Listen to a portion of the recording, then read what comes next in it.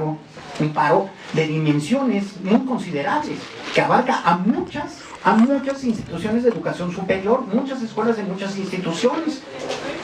Entonces, en ese sentido, yo dije, voy a ir al día de ayer, después de votar los paros y informar de todo esto, yo dije, esto se tiene que dar un giro en ese sentido, compañeros.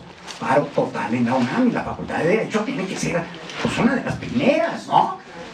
Digo, no. Entiendo, perdón si me estoy extendiendo un poquito, ya en un momento acabo. Yo entiendo, caballeros, que el derecho, la jurisprudencia y todas estas cosas, en el fondo es ética. Ustedes me dirán, si no, es una teoría sobre el bien y el mal. La ley es eso, ¿no? La ley es una aplicación práctica de una visión ética del mundo. Está prohibido esto, está permitido esto. ¿Por qué? Porque esto se considera malo y esto se considera bueno, y hay una teoría sobre todo eso. Bueno, ¿dónde está eso? ¿Dónde está la ética? ¿Dónde está la moral? En este caso, no hay nada. Eso no puede ser, compañeros. Bueno, lo digo por los que no están, o por esta actividad que no hay. Yo invito a que, si no es hoy, pues entonces la próxima semana la Facultad de Derecho sí va, ¿no? Gracias.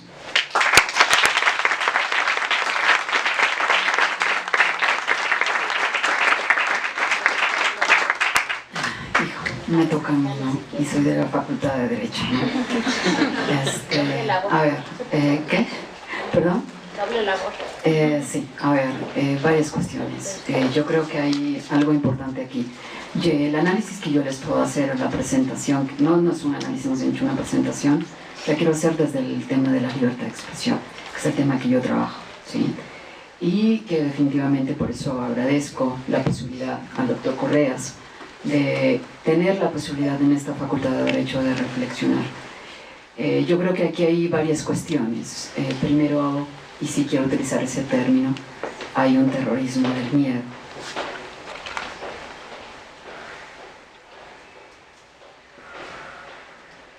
Perdón. El evento no es fácil. Por varias cuestiones. Porque creo que sí es indignante que ni académicos, ni académicas, y muchos estudiantes, mujeres o hombres, se manifiesten frente a este tipo de situaciones. Estamos hablando de cómo se está, que es el trabajo que hace el doctor Correas, que es la criminalización de la protesta. No podemos olvidar que precisamente la protesta es parte de la libertad de expresión, tomando en consideración esta situación. Y cuando lo estaba tocando Julio, la verdad, no sé por qué estoy así conmocionada, pero es realmente la impotencia, el disgusto y a veces la poca respuesta, la vigilancia, la presión para que este tipo de situaciones no se lleven a cabo. Y creo que desde esa perspectiva los alumnos, las alumnas debemos siempre plantear, y los académicos, resistencia frente a este tipo de situaciones. Y lo que nos debe de quedar claro es que se están reduciendo los canales. Se están reduciendo cada vez más los canales para lo que es el disenso político y definitivamente para reclamar las graves vulneraciones de derechos humanos que hay en este país, aunque se hable de una reforma de junio del 2011, en la cual se está planteando un cambio de paradigma, y también se está planteando, pero ese cambio de paradigma implica tomar en consideración el contexto. Ese es el verdadero cambio de paradigma que estamos planteando aquí, y realmente está violentándose el ejercicio colectivo de la libertad de expresión, que es la protesta. Hay otra cuestión que a mí me parece sumamente importante, y es que realmente también se están restringiendo lo que son las fronteras del debate público. Se está desinhibiendo también lo que hace el propósito de la libertad de expresión en México.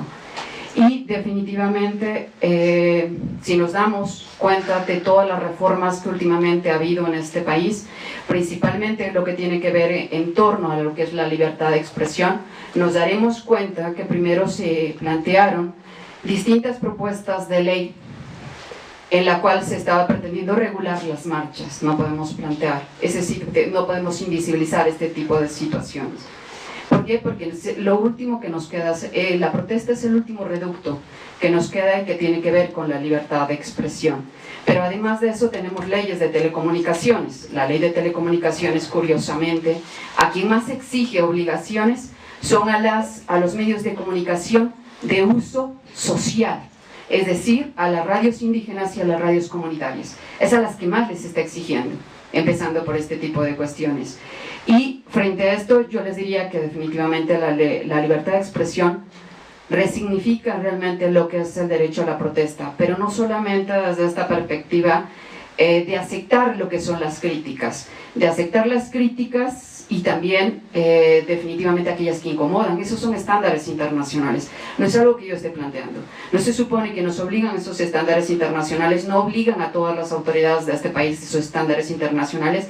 Aquellas expresiones que incomodan, aquellas incluso que disgustan, que definitivamente son contrarias a los intereses de cierto tipo de grupos que siguen, en este caso, controlando lo que es e inhibiendo la posibilidad realmente de que las personas que nunca han tenido voz sigan siendo invisibilizadas dentro de lo que es este país. Pero además no podemos olvidar que la libertad de expresión también da posibilidades. Eso lo que pretende es garantizar que esos grupos sociales que tienen dificultades precisamente para manifestarse pueden hacerlo.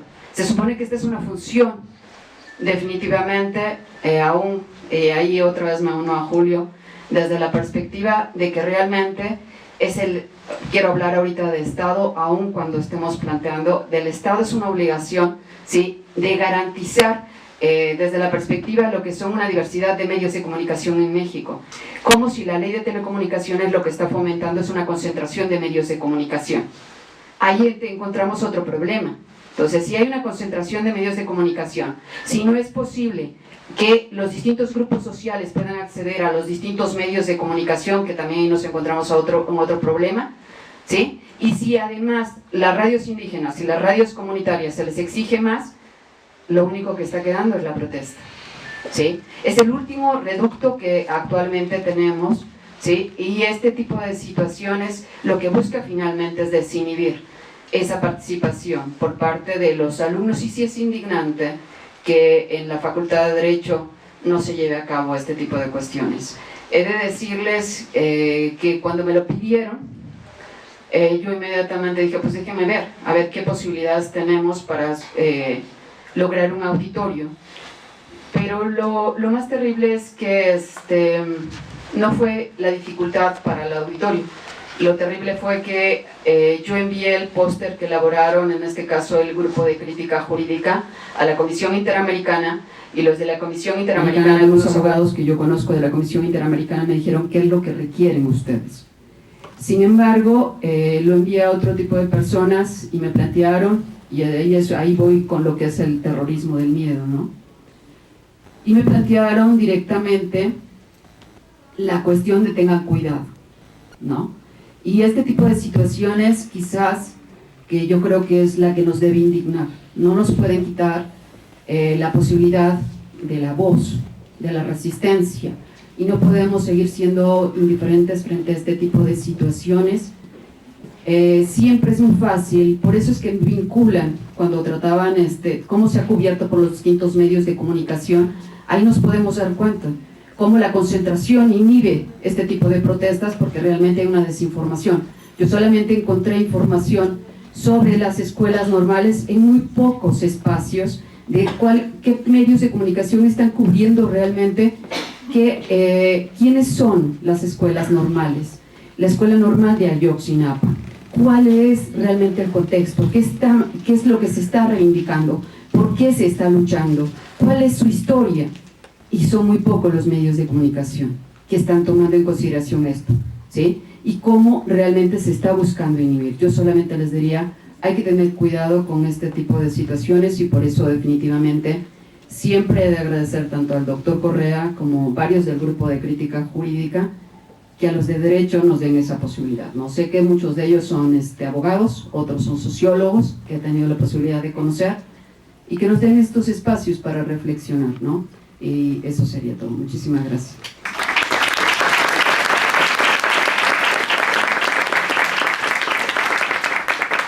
Pues muchas gracias a todos, pues les agradecemos al primer panel y les solicitamos a la segunda parte de esta mesa que pasen a los compañeros de Ayotzinapa aquí presentes y de Panota Tlaxcala, al compañero Carlos Facio, que ya se encuentra aquí presente, y al compañero Juan de Dios Monge. Muchas gracias. No sé si puede decir una cosita así, chiquitita, muy breve. Miren, dentro de todo este panorama, compañeros, llama la atención algo que nos debe poner a pensar también. Ha habido pronunciamientos públicos, ¿no?, de autoridades, consejos de técnicos, no sé, ¿no?, de la UACM, de la UAM, de muchas partes. Brilla por su absoluta y total ausencia la más mínima declaración del rector José Narro Robles sobre eso.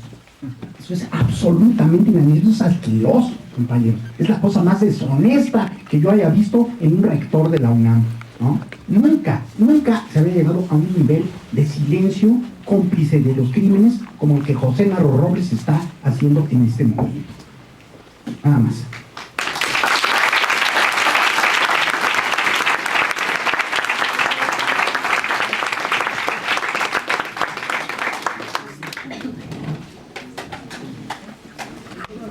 Bueno, vamos a empezar esta segunda parte, justo como se encuentra la mesa. Van a ser participaciones de los conferencistas y al final pues se va a dar la palabra al público, ¿no?, para preguntas, para comentarios y demás. Bueno, comenzamos con Juan de Dios Monge. Gracias, buenos días a todos, compañeros, compañeras. En una situación tan penosa como la que estamos atravesando, me da mucho gusto ver un auditorio lleno con este tema que bien lo dijo Julio ahorita. En la UNAM aparentemente ha pasado desapercibido. Nos encontramos frente a un delito de lesa humanidad, desaparición forzada de personas. Y tanto la Procuraduría General de Justicia del Estado de Guerrero como la PGR, el mismo día de hoy, vuelven a insistir en que se trata del delito de secuestro, como si los compañeros hubiesen sido privados de la libertad por otros particulares. Vemos con mucha preocupación cómo el Estado mexicano trata de darle la vuelta a su responsabilidad en este delito. Hablar frente a abogados es siempre más complicado, pero por otro lado coadyuva en que podamos tener un lenguaje común. Cuando hablamos de un delito de lesa humanidad, estamos hablando de delitos muy singulares que por su naturaleza agravian no solamente al directamente afectado, ni siquiera a su entorno, sino que son delitos que atentan contra el conjunto de la humanidad, por eso que se llaman de lesa humanidad. Es tan grave este delito de desaparición forzada de personas que de manera concomitante tiene otro delito de lesa humanidad junto, que es el delito de tortura en relación particularmente con los familiares de los desaparecidos, el padre, la madre, el hermano, el compañero, la compañera, que ven desaparecido a su familiar, sufren la tortura en carne propia. Esto nos indica que la tortura, como sabemos, no solamente es física, sino que en este caso se trata de una tortura psicológica. En este país no existe legislado el delito de lesa humanidad de desaparición forzada. Del catálogo de la Corte Penal Internacional solamente está la ley federal para prevenir y sancionar la tortura en México. Y el Poder Legislativo en México decidió ponerle un calificativo. A nivel internacional, la tortura ocurre cuando a una persona se le infligen dolores o sufrimientos. Pero el Congreso mexicano decidió que estos dolores o sufrimientos para ser tortura tendrían que ser graves.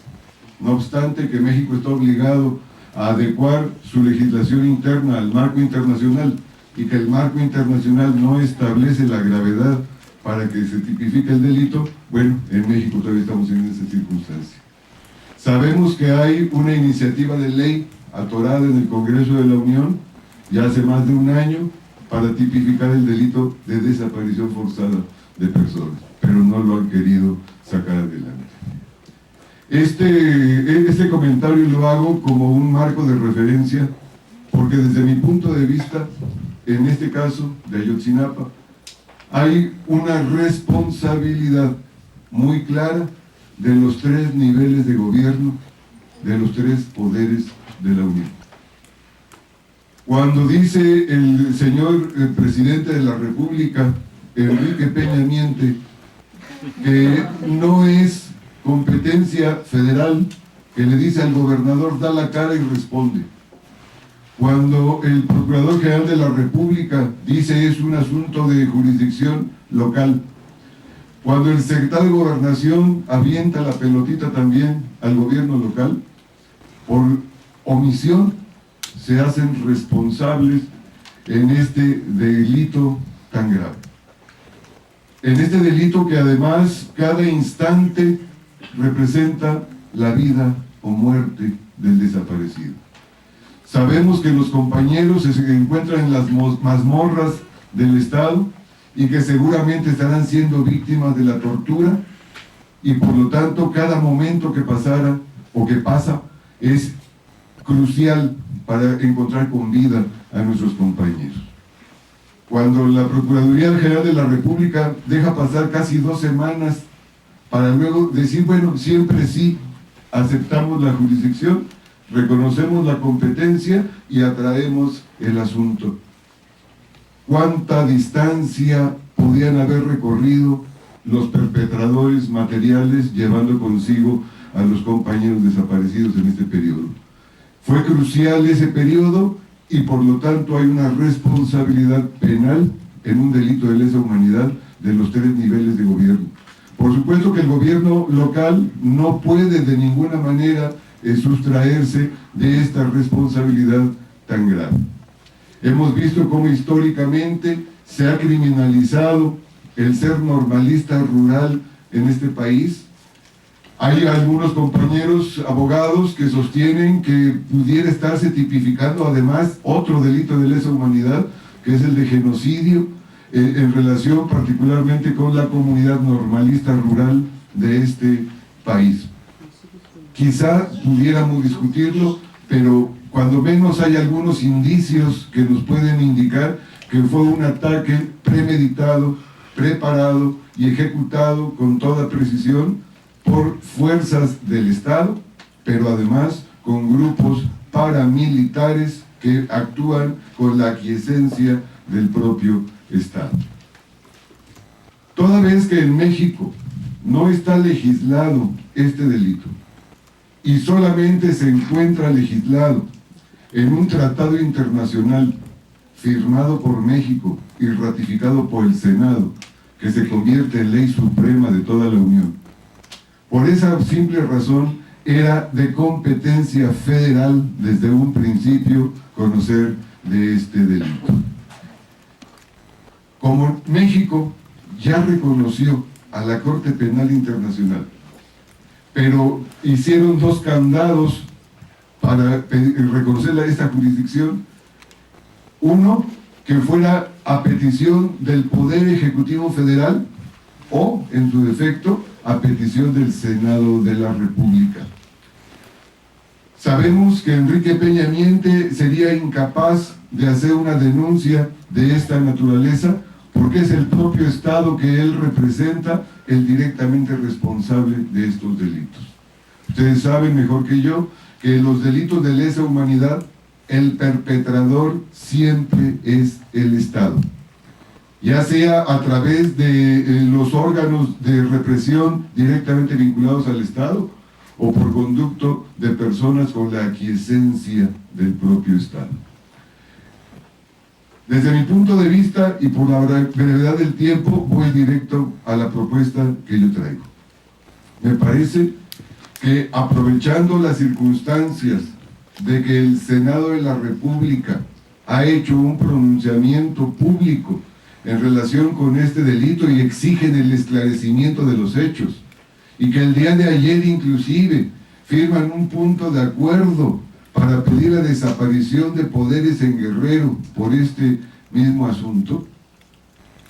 Si los familiares de los compañeros desaparecidos, en primera instancia, pero en la sociedad mexicana, acompañando a los familiares, hacemos la denuncia ante el fiscal de la Corte Penal Internacional, estaríamos sacando el asunto del ámbito local para llevarlo ante la justicia internacional.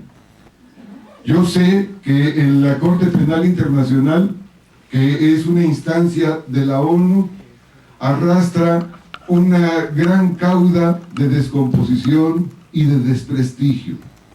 Pero no podemos obviar el hecho de que algunos delitos de lesa humanidad han sido juzgados, como Slobodan Milosevic, ¿no?, en la guerra de Bosnia contra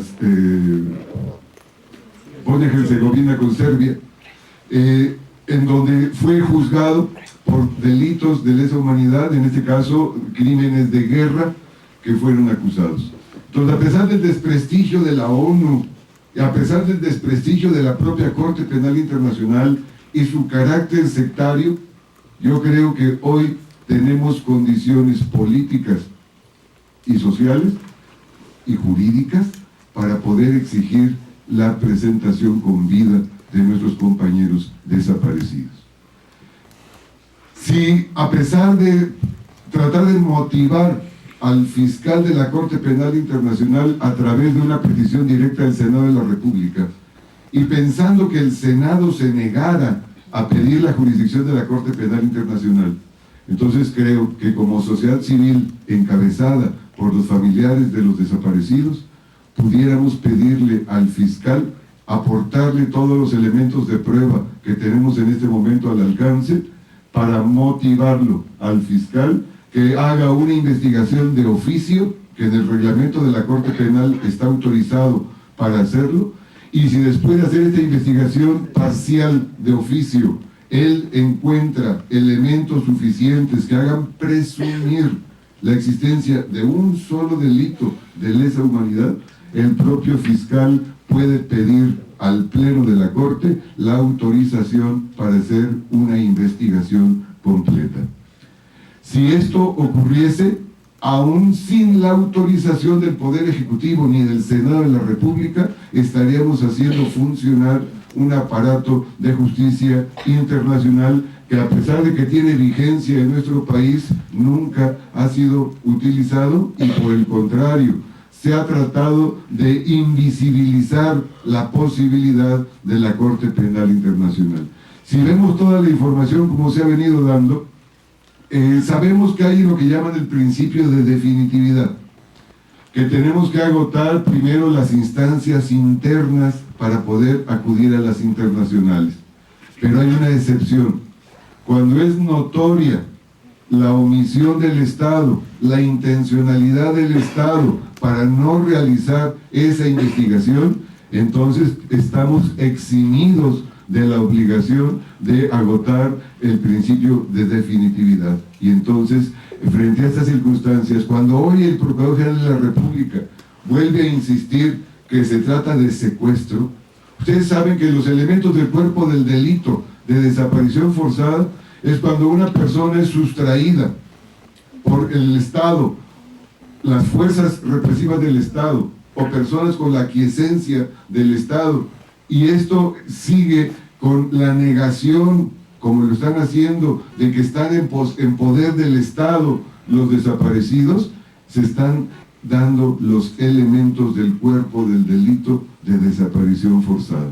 Y si hoy el Procurador General de la República vuelve a insistir a tratar de desviar la atención de que se trata de un secuestro, que son los grupos delincuenciales de los Guerreros Unidos y algunos otros los que están realizando este acto, está tratando de encubrir al Estado, y es otro elemento del cuerpo del delito de desaparición forzada, que el propio Estado trate de encubrir los elementos constitutivos del cuerpo del delito.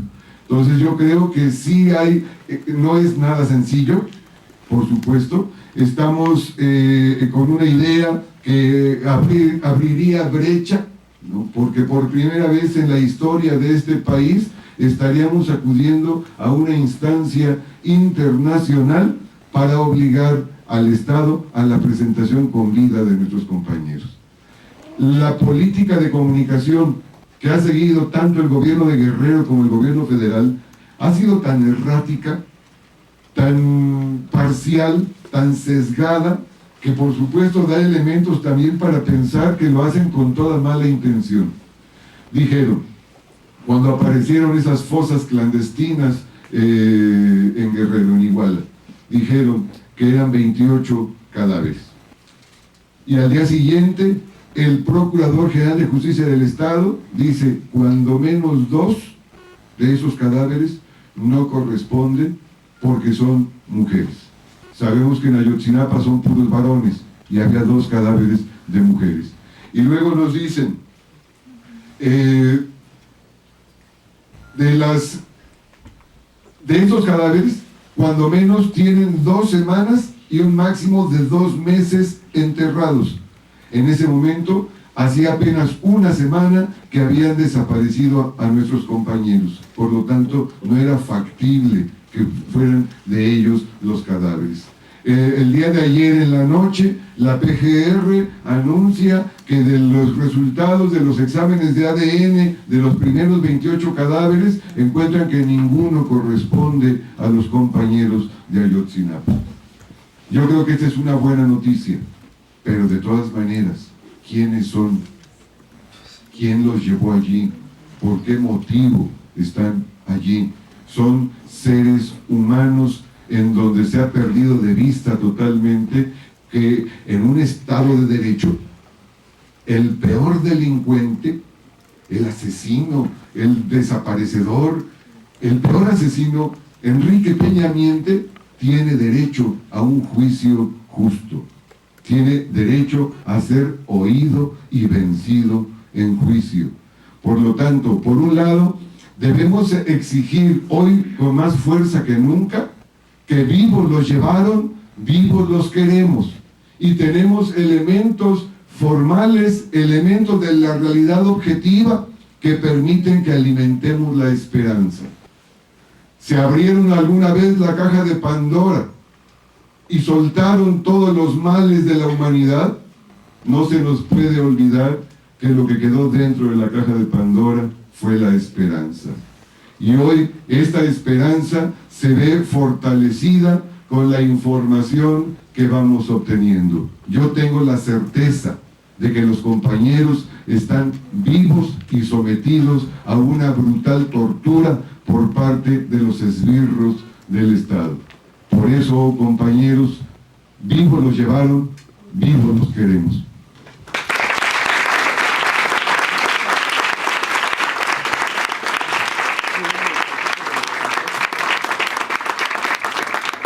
Agradecemos mucho al abogado Juan de Dios Monge y Hernández Monge, y le damos la palabra al profesor Carlos Facio, que nos va a hacer una aportación muy importante. Él tiene mucho tiempo trabajando el tema del terrorismo de Estado, entonces pues lo escuchamos. Gracias. Le agradezco aquí al doctor Correa y a su equipo la posibilidad de participar en este foro. Yo preparé un texto que se llama Ayotzinapa, terror racista y clasista.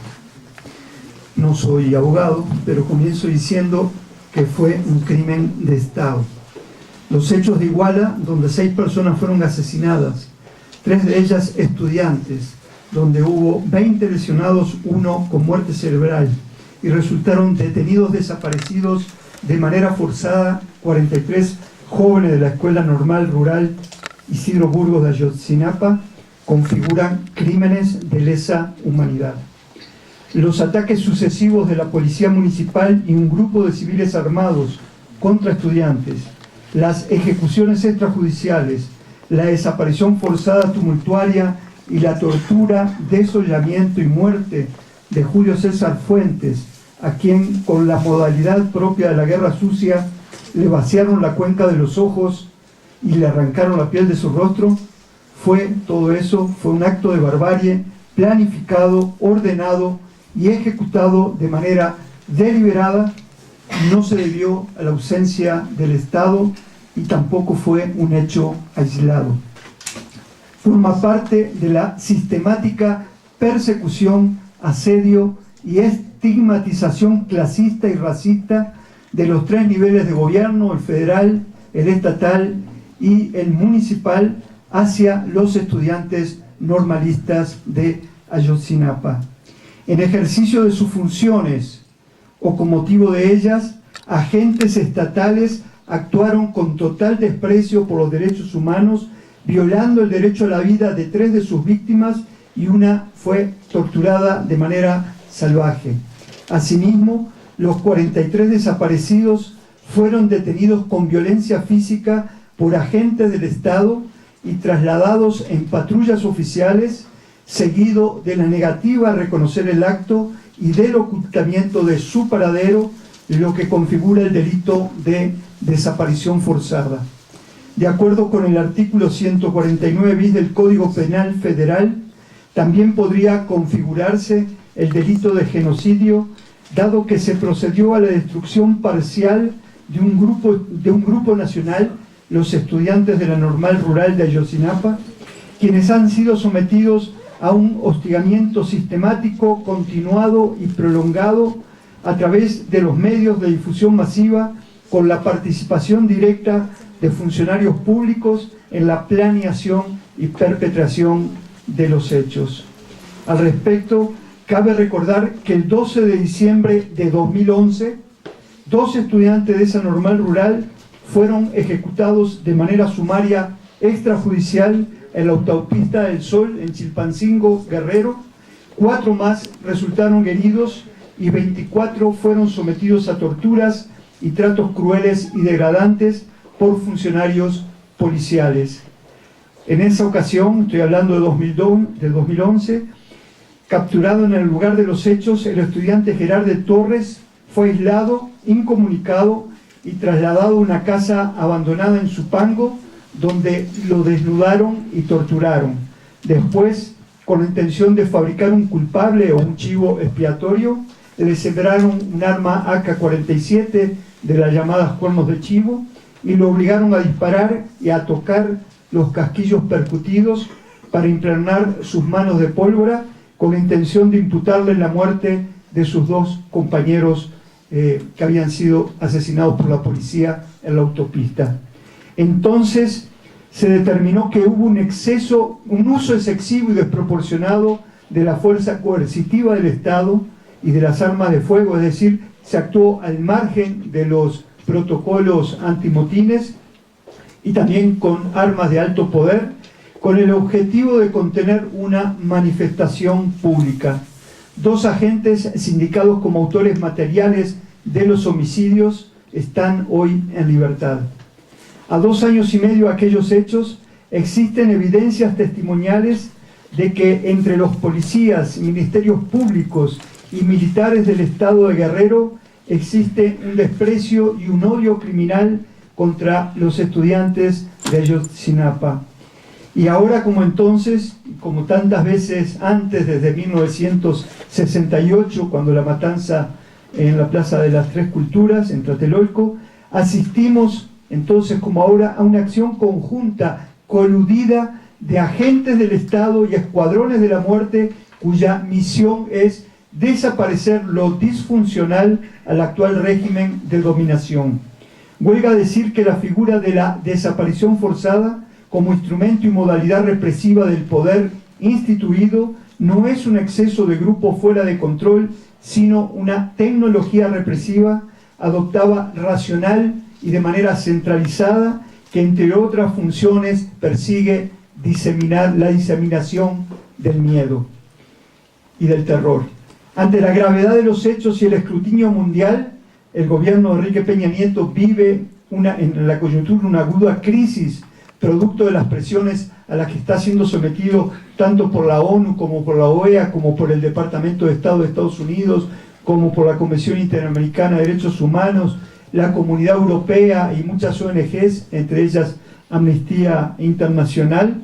Es decir, sometido pues a estas presiones, autoridades y estatales y federales han venido posicionando mediáticamente la hipótesis del crimen organizado y las fosas comunes, coartada que de manera recurrente ha sido utilizada como estrategia de desgaste, disolución de evidencias y garantía de impunidad. Se trata de una lógica perversa que en el caso de Iguala busca difuminar responsabilidades y encubrir complicidades oficiales y juega con el dolor y la digna rabia de los familiares de las víctimas y de sus compañeros estudiantes. Como dicen las madres y los padres de los 43 desaparecidos, las autoridades andan buscando muertos cuando lo que queremos es encontrar a nuestros muchachos vivos.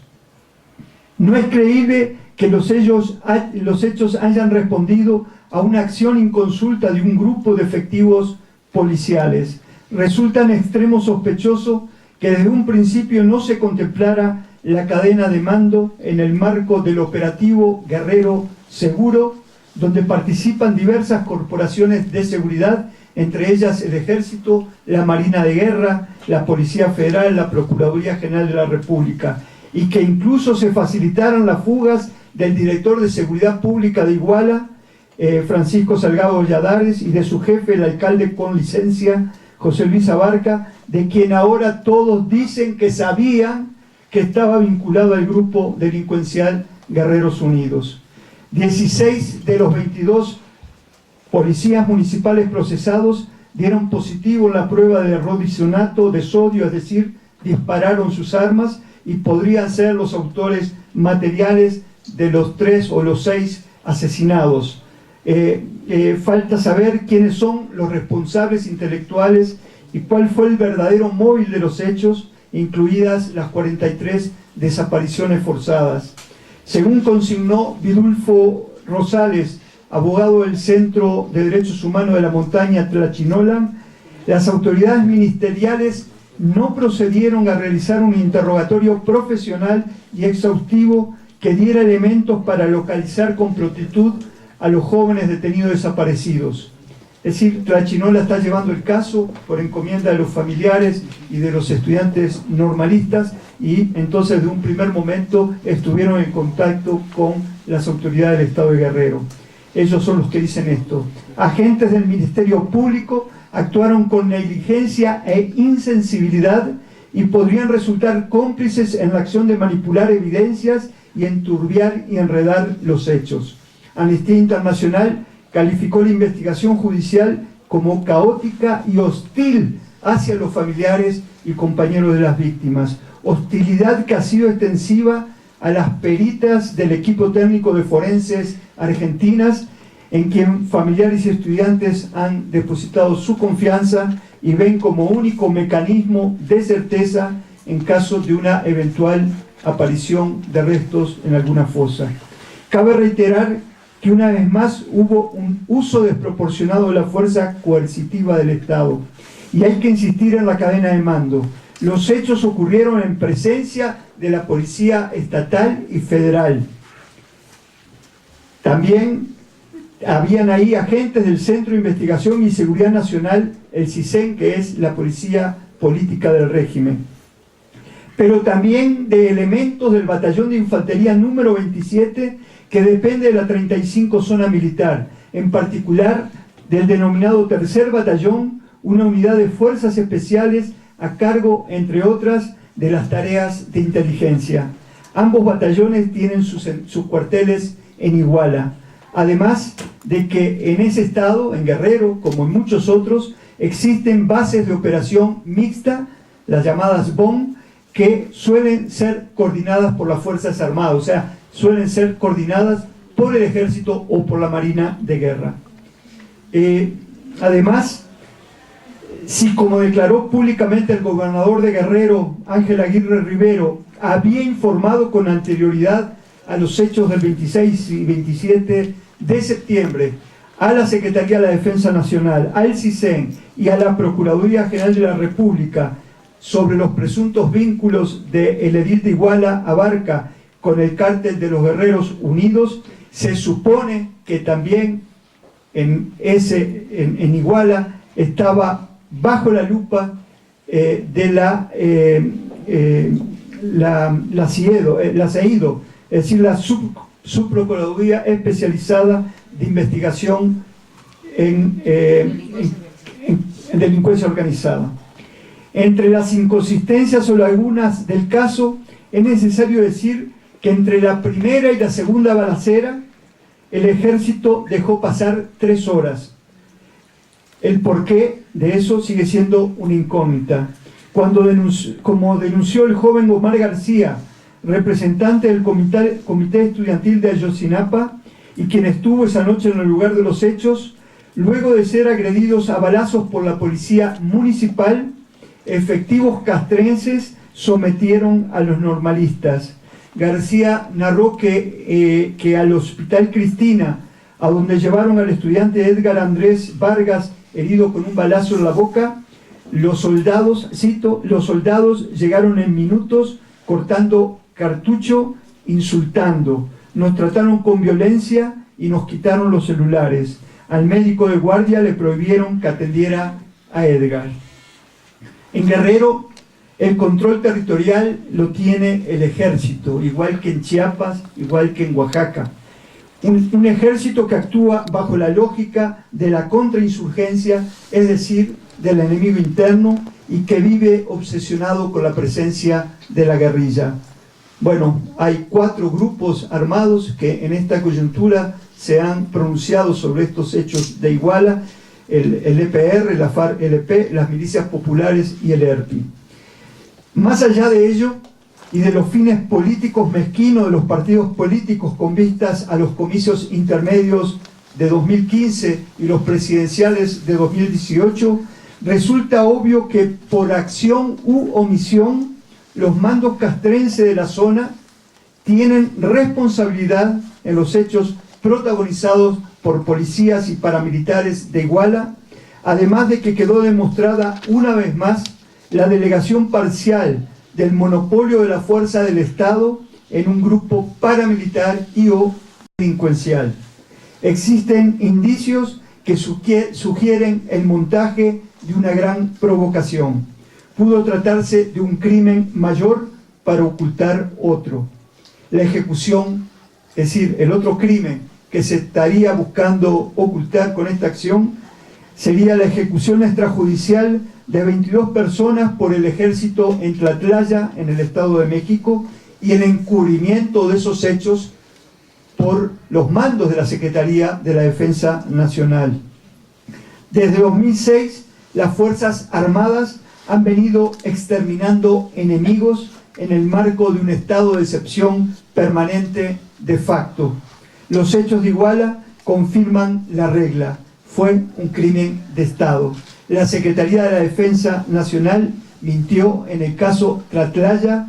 Todas las autoridades pueden estar mintiendo ahora.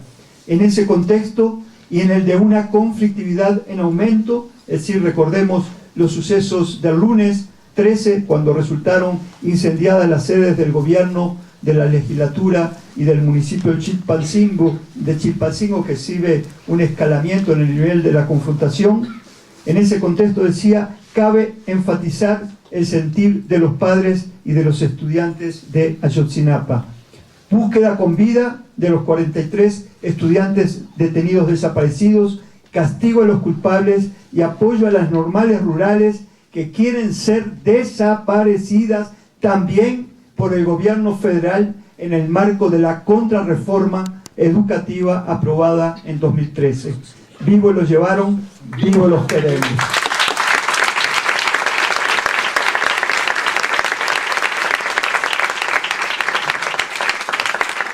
Bueno, pues agradecemos mucho la participación del profesor Carlos Facio, y bueno, vamos a darle la palabra a los compañeros de Ayotzinapa que aquí nos acompañan, el compañero de Ayotzinapa y la compañera de Panotla. Como ustedes saben, las normales rurales tienen escuelas y dormitorios para mujeres y hombres de ascendencia campesina, indígena. Bueno, sin más, la palabra.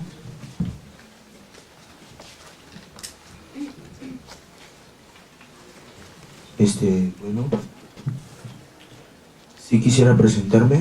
Antes que nada, mi nombre es Dante Hernández Castrejón y soy miembro estudiante de la Escuela Normal Rural Raúl Isidro Burgos. Quisiera comenzar hablando sobre la historia de la normal, de mi normal.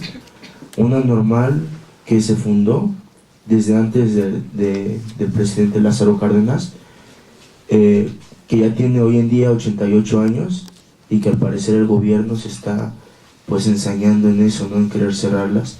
Y pues bueno, más que nada al decir el por qué somos uno de los principales enemigos del gobierno, el por qué estos constantes golpes que nos han venido realizando a través de los años, no solamente como Ayotzinapa, sino las normales rurales que están dispersas por todo el país, como por ejemplo el caso de hace 2 años de los compañeros de Tiripeteo, Michoacán, que justamente hoy se está realizando una marcha allá en Michoacán, conmemorativa de esta represión que vivieron los compañeros. La normal rural de Ayotzinapa tiene sus orígenes precisamente para darle educación a aquellos hijos de campesinos, a aquellos hijos de obreros que ya no tienen para seguir costeando sus estudios, para aquella gente, para aquellos chavos que justamente su padre, su madre te dicen, ¿sabes qué? Salte de la escuela porque ya no hay dinero para seguir pagando tus estudios, ponte a trabajar mejor. Es por eso que se abren estas escuelas. Nosotros venimos de aquellos pueblos en donde a duras penas llega el transporte público, en donde a veces no hay luz, donde no hay agua potable. Nosotros venimos de esos lugares donde pues tienes 2 opciones: quedarte con tu familia pero fregarle al trabajo, o dejarla pero con tal de seguirte superando. De ahí es donde provenimos nosotros, de esta escuela, y pues por esta razón es de que nosotros nos vemos pues inmiscuidos en ese sentido de pues, entrometernos en la lucha social, porque es ahí donde nos hacemos la pregunta de por qué ellos tienen más, nosotros menos, cuando supuestamente somos igualitarios, del por qué hay pobreza, del por qué esto, del por qué el otro. Es ahí donde nosotros empezamos a estudiar, nos vemos en esa necesidad, porque el estudio, la información, nosotros la vemos como un arma. Cabe mencionar de que, por ejemplo, de las normales rurales como Ayotzinapa han salido grandes luchadores sociales, grandes revolucionarios, como el maestro Lucio Cabañas Barrientos, como el maestro General Vázquez Roja, que justamente murieron a manos del ejército en busca de pues, un país mejor, que ellos lo acusaban de guerrilleros, de provocadores sociales. Es ahí donde nosotros nos vemos pues entrometidos en estas luchas populares, luchas sociales. Pues bueno, también el motivo de mi visita hoy es para informar el verdadero suceso de los hechos, ya que pues yo estuve presente ese día, y pues así como yo hay otro compañero, había más, pero pues se tuvieron que retirar porque allá también hay actividades. Informar porque lamentablemente hoy en día los medios de comunicación, les dice el pueblo, nosotros los llamamos los medios de enajenación, porque lo único que hacen es enajenizan, que no te dicen la verdad como es, y que incluso en cadenas a nivel nacional como Televisa, TV Azteca, no han informado del caso, o incluso simplemente lo dejan de lado y lo llegan a tocar solamente en breve. Pues bueno, el día viernes 26 de septiembre pues empezó como un día normal para todos nosotros, en el cual pues como cuenta con sistema de internado, tú vives ahí, tú comes ahí, tú estudias, tú trabajas la tierra, de la cual eso es también que nos caracteriza como normales rurales, de que nosotros mismos sembramos, cosechamos, cuidamos a nuestros animales, a nuestras vacas, a nuestros pollos, a nuestros puercos. Y es donde, pues debido a las actividades que tenemos nosotros como estudiantes, debo recalcar que somos normalistas rurales, futuros docentes rurales, donde nosotros vamos a aquellas zonas apartadas, marginadas, donde estos lugares no entran en el porcentaje del gobierno, donde supuestamente no hay pobreza. Es ahí donde nosotros vamos a practicar, a dar clases. Por esta razón es que pues nosotros nos vemos en la necesidad de hacer un boteo. Normalmente este tipo de actividades lo hacemos en la ciudad de Chilpancingo, pero justamente la Policía Federal, las fuerzas estatales ya no nos impedían, y pues tomamos esa decisión de ir justamente a Iguala, porque la creíamos una ciudad un poco más tranquila y lo veíamos más viable pues para hacer esta actividad. Es ahí donde pues comenzamos la actividad en Iguala con un boteo. ¿Qué es un boteo? es pues justamente pasar un bote a la gente y pedirle una cooperación voluntaria más que nada, nunca obligando a nadie. Sin embargo, lo que pues, nosotros ahora lo llamamos como nuestro Vía Crucis comenzó justamente cuando ya veníamos a la salida de Iguala, cuando ya nos regresábamos para la normal. Es ahí donde empieza la persecución, cuando íbamos saliendo de la central de autobuses que está ahí en Iguala. Justamente desde ahí comienza la persecución por parte de las patrullas, de la policía municipal de ahí, de los ministeriales. Nosotros íbamos a bordo de 3 autobuses, 2 Estrella de Oro y un Coastal Line que venía hacia atrás. Al intentar zafarnos de esta policía, pues comenzamos a introducirnos entre las calles de Iguala, y justamente cuando decidimos pues, salirnos, ya creíamos que nos los habíamos sacado de encima. Es cuando nos adentramos a la avenida que va a dar a la carretera ya, que va a dar a Chilpancingo.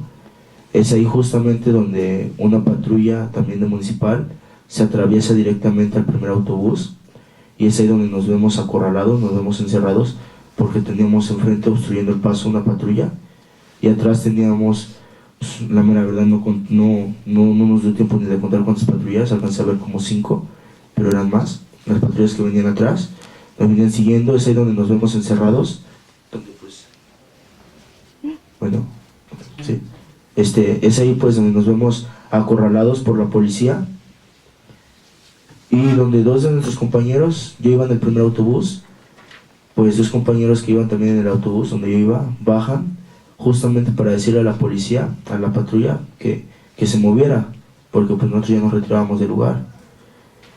Es ahí justamente donde 2 de mis compañeros bajan para intentar dialogar, y pues el único diálogo que reciben por parte de la policía pues fueron disparos no de advertencia, que son normalmente al aire o al piso, son disparos ya sea directamente hacia la persona, en los cuales pues vimos que ya el ataque era más preciso hacia nosotros. Justamente cuando empiezan los disparos, todos los policías empiezan a disparar hacia nosotros. Nosotros pues en un principio optamos por quedarnos dentro del autobús, que era el único lugar donde estábamos un poco más seguros en respecto a las balas, pero ya al momento dado en el cual el autobús lo dejan completamente como una coladera llena de agujeros, es ahí donde nos vemos en la necesidad de bajar de los autobuses. Al bajar, al tiempo de que bajé yo y mis compañeros de los autobuses, volteamos y vemos que los compañeros que venían hasta atrás en el tercer autobús los tenían en el piso y los estaban golpeando los mismos policías. Es ahí donde vemos que se los llevan en las patrullas, los suben y se los llevan. Pues en ese momento creíamos que en calidad de detenidos. Nos reagrupamos con el segundo autobús, el que venía en medio, y pues no podíamos hacer nada, porque pues nosotros somos estudiantes, somos hijos de campesinos. ¿De dónde demonios íbamos a sacar una pistola, no? O cosas así para hacerles frente. Lo único con lo que normalmente, pues, por así decirlo, se arman enfrentamientos con piedras, pero estábamos a borde de carretera, no había nada. Optamos precisamente pues mejor huir, y la única oportunidad que teníamos para huir era justamente cuando los policías cortaban cartucho, cuando escuchábamos que recargaban sus armas. Es ahí donde corríamos hacia las calles, porque pues no conocíamos Iguala para empezar, y en segunda pues era de noche, o sea, todos estaban contra nuestra, y pues bueno, es ahí donde pues decidimos huir.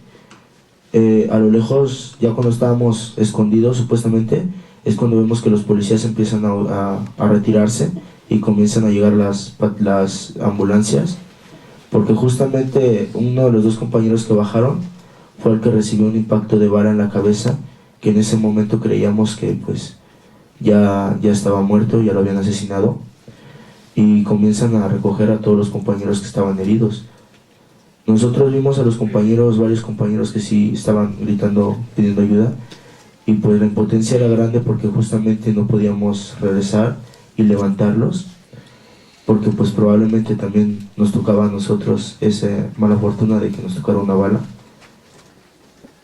Para ese entonces decidimos pues bueno, llamar a los compañeros que estaban en la normal, a lo cual nos respondieron que ya iban en camino, que ya habían llamado a reporteros, a maestros y a organizaciones sociales con las cuales nosotros tenemos comunicación ahí en Iguala.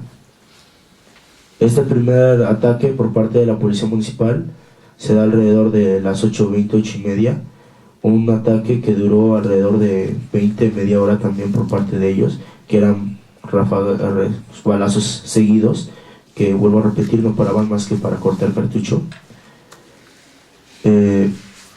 Ya siendo alrededor de las 11 y había más gente ahí justamente en el lugar de los hechos, decidimos regresar para tomar fotografías sobre cómo habían quedado los autobuses, sobre los casquillos, porque cabe mencionar que los policías después se pusieron a recoger los casquillos, pero no recogieron todos, había casquillos tirados en el lugar de los hechos. Decidimos tomar fotografías a los restos de sangre de los compañeros, que habían dejado los compañeros. Y pues bueno, es ahí donde pues se nos da la idea esta de dar una rueda de prensa justamente ahí en el lugar de los hechos. Siendo alrededor de las 12:10, 12:15, comienza la rueda de prensa, ya con reporteros, maestros, organizaciones sociales y compañeros que ya habían llegado, justamente para ver cómo estaba la situación. Siendo como alrededor de 12:25, 12:30, ya estaba dando por terminada la rueda de prensa, cuando justamente nuevamente llegan camionetas, pero esta vez particulares, con gente armada, y pues nuevamente comienzan a disparar hacia nosotros, sin importar que no solamente hubiera estudiantes, sino que también hubiera pues reporteros, gente ajena a la normal. Comienza nuevamente este ataque hacia nosotros, en el cual pues no nos quedó de otra más que nuevamente huir. Es ahí donde justamente varios de nosotros vemos como cae un compañero también que falleció en ese mismo momento de los impactos de bala por parte de esta gente. Y es ahí pues donde nos dispersamos nuevamente con rumbos desconocidos, con rumbos que no sabíamos, pero por suerte ya teníamos de nuestro lado los maestros que pues como la mayoría era de ahí, nos abrieron la puerta de sus casas y mientras ahí nos refugiamos. Horas después es donde nos empezamos a comunicar para reunirnos más que nada de cómo estábamos, cómo había estado la situación.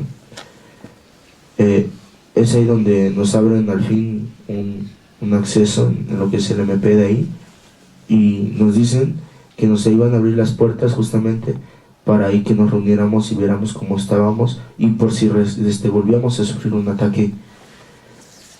Es ahí donde vemos que en ese momento teníamos más de 60 compañeros desaparecidos y no sabíamos de los demás, en los cuales ya se nos había informado que 2 compañeros habían fallecido en el lugar de los hechos del segundo ataque, en el cual nos estaban informando que en varios hospitales estaban internados algunos compañeros, del cual, por ejemplo, uno hoy en día le amputaron 3 dedos, o sea, los dejaron marcados de por vida. A otro compañero le amputaron el brazo completo. Al primer compañero que bajó supuestamente para dialogar con los policías sigue aún en estado de coma, está con muerte cerebral. Y uno de los compañeros que justamente llegó después, cuando estábamos en la rueda de prensa, el que mencionaban que recibió un impacto de bala en la mandíbula y que necesita reconstrucción facial porque definitivamente toda esta parte no le funciona, el compañero no puede hablar, en el cual pues nosotros nos vemos en la necesidad de buscar en las instancias correspondientes, en los cerezos de por ahí, en las cárceles, en los hospitales, y justamente cuando estábamos realizando esta búsqueda, donde cualquier lado que nos parábamos nos daban negativas, que no había llegado nadie ahí, o ningún estudiante en la noche, es donde un reportero nos enseña una foto que hoy en día pues nos dejó marcado, nos dejó un poco pues escamados, por así decirlo. Una foto sobre nuestro compañero, de cómo lo habían dejado, al cual lo asesinaron torturándolo, pues, porque no lo mataron ni a balazos ni a golpes, al cual el compañero, que nosotros lo conocemos como el Chilango, le arrancaron completamente la piel de la cara, lo desollaron vivo. Déjenme mencionarles de que justamente del lugar de los hechos, alrededor de, que serán 2 kilómetros, estaba el cuartel militar. Por más tendrían que haber escuchado los impactos de bala, al accionar estas armas de fuego, y en ningún momento se fueron a parar, en ningún momento nos auxiliaron. Inclusive pues yo en mi caso me escondí en la casa de una maestra que vivía ahí cerca. Sin embargo, después de los testimonios que estábamos declarando, varios compañeros se fueron a esconder en hospitales que les habían abierto la puerta, pero justamente fueron los militares mismos los que los sacaron de los hospitales, argumentándose de que eran propiedad privada y que nosotros no podríamos estar ahí, dejándolos a la deriva. Después de este segundo ataque, creemos que es ahí donde comienza la cacería de estudiantes, y es así como nosotros lo manejamos, porque justamente así es como fuimos tratados como animales, en el cual pues está de más mencionar los saldos que hoy en día están de 43 compañeros desaparecidos, y de esta lucha que hemos emprendido, porque pues no es fácil manejar 43 vidas humanas, que en ninguna instancia, sea gobierno municipal, sea gobierno estatal, sea gobierno federal, te pueda dar respuesta de dónde están esas 43 vidas, en la cual siguen con el pendiente 43 padres, 43 hermanos, porque ahí en la normal no nos vemos como compañeros, nos vemos como hermanos, justamente por eso, como cuenta con sistema de internado, pues ahí convivimos, ahí comemos todos juntos, trabajamos juntos, y por estas razones que no nos vemos diferencias entre nosotros, por eso es que llegamos a este auge político, y en el cual pues hemos decidido emprender esta lucha, porque pues no nos vamos a parar hasta encontrar a nuestros 43 hermanos, no vamos a parar, porque a más ya 2 semanas justamente ya hicieron, y no dan respuesta favorable de dónde están nuestros compañeros, y justamente nosotros lo manejamos como un terrorismo de Estado. ¿Por qué? Porque cabe mencionar también sobre los sucesos que sucedieron del 12 de diciembre del 2011, donde también los compañeros estaban luchando justamente por eso, porque como año con año quieren cerrar estas normales rurales, ese año no se nos daba respuesta sobre nuestro nuevo ingreso, porque para nosotros el nuevo ingreso significa 4 años más de vida para la normal, y es ahí donde se opta por hacer una movilización en la autopista del Sol, conocido como Parador de Marqués, en donde justamente por órdenes del gobernador aún que está ahí, Ángel Eladio Aguirre Rivero, mandó disparar, mandó rafaguearnos en esa fecha, en la cual cayeron 2 de nuestros compañeros, muchos fueron torturados.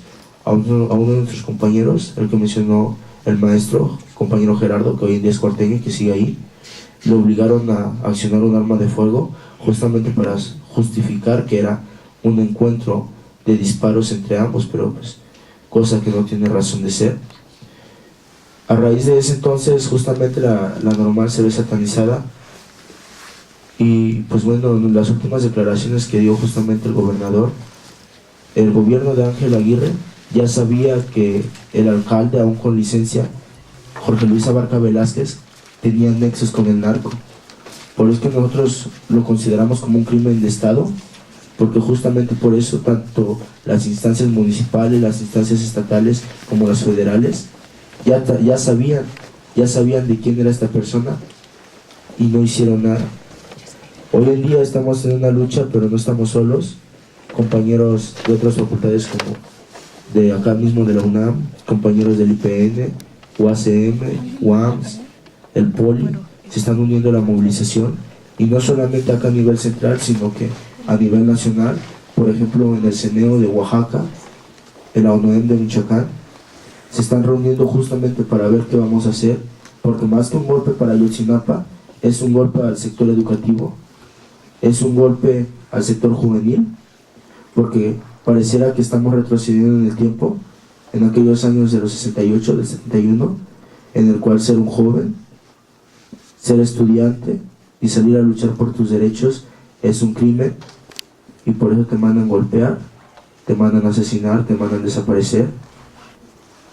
Y pues nosotros como jóvenes, como el futuro que vamos a hacer de México, tenemos que hacer algo al respecto, porque vuelvo a repetir, no estamos solos, se está movilizando a nivel mundial en varios países, y pues bueno, esta fue más que nada una invitación para que se unieran a la lucha, a los compañeros de la UNAM, porque esta maquinaria ya se prendió, que nosotros somos la juventud, y pues creo yo que no vamos a parar, porque tampoco van a parar los padres de familia, tampoco van a parar las organizaciones sociales, van a parar toda aquella gente, población que nos apoya, hasta encontrar con vida a sus 43 compañeros, porque justamente aún tenemos la esperanza de encontrarlos con vida, tanto nosotros como los padres, aunque sinceramente día con día que transcurre, cada segundo, cada minuto, cada vez esa llama de la esperanza se va apagando un poco, porque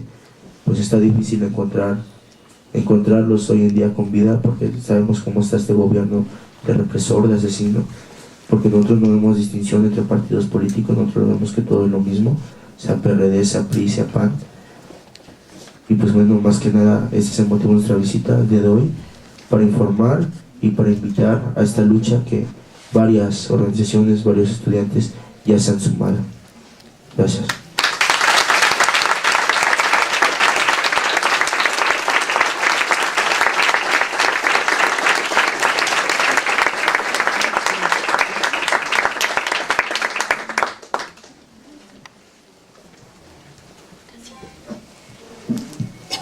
Bueno, primero que nada me presento. Mi nombre es Karen Lisbeth Galván García. Soy normalista, estudiante de la Normal Rural Panocla Tlaxcala, una hermana normal de Ayotzinapa. El sufrimiento que nosotros estamos pasando como compañero hermano de Ayotzinapa es un golpe fuerte para nosotros, porque como normalistas rurales nos hemos dado cuenta que ser normalista rural es un delito. Luchar por nuestros derechos, luchar por un México mejor, no están apagando eso.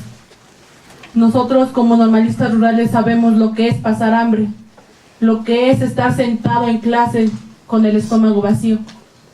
Porque como maestro rural sabemos que tenemos que caminar kilómetros para dar clases. Y sin en cambio, luchamos día a día para prepararnos, para ver a esas comunidades tan lejanas somos X para la sociedad, que no les importa al gobierno. Sin en cambio, nosotros llevamos una preparación en la cual sabemos que primero son esos niños que sin importancia pueden sacar a México. Y vemos en la actualidad que nos quieren desaparecer. Y lo preocupante es que empiezan con normales que están mejor preparadas políticamente, que son el sostén de nuestra federación. Empiezan desde ahí. Entonces nos preguntamos si es delito ser estudiante, si es delito luchar por una sociedad mejor. Es muy triste ver, porque en lo personal tengo familiares desaparecidos. Tengo hermanos que han muerto en normales rurales. Mis padres han salido de ahí. Entonces, en lo personal, creo que sé más allá de la lucha, más allá de... Vengo de un pueblo marginado. Vengo de un pueblo donde a nosotros nos ven como lo peor de la sociedad. Donde para nosotros no hay derecho, no hay libertad. Para nosotros no hay nada. Entonces, la Normales Rurales, nuestra esencia es sacar adelante a esa gente, y nos están matando, y nos están torturando, y nos están desapareciendo. Y aquí hablo por mi delegación: no descansaremos hasta encontrar a nuestros compañeros, no descansaremos hasta luchar por ellos, y lucharemos diario a diario para permanecer en esas normales, para no dejar que desaparezca. Pero también los invitamos a que se unan a nuestra lucha, a contar con su apoyo. Esto.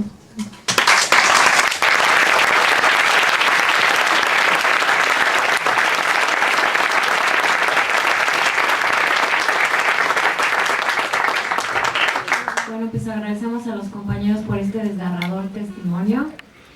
Y bueno, pues así las cosas en este país. Es momento de pasar el micrófono a quienes quieran preguntar o exponer alguna situación.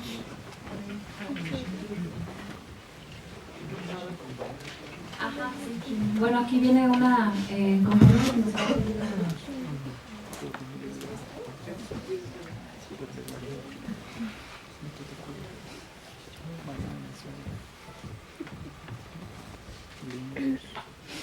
Buenas tardes, compañeros, soy Diana, soy estudiante de la Facultad de Derecho. Ayer tuvimos una asamblea de la cual... ¿Sí me escuchan? Sí. De la cual...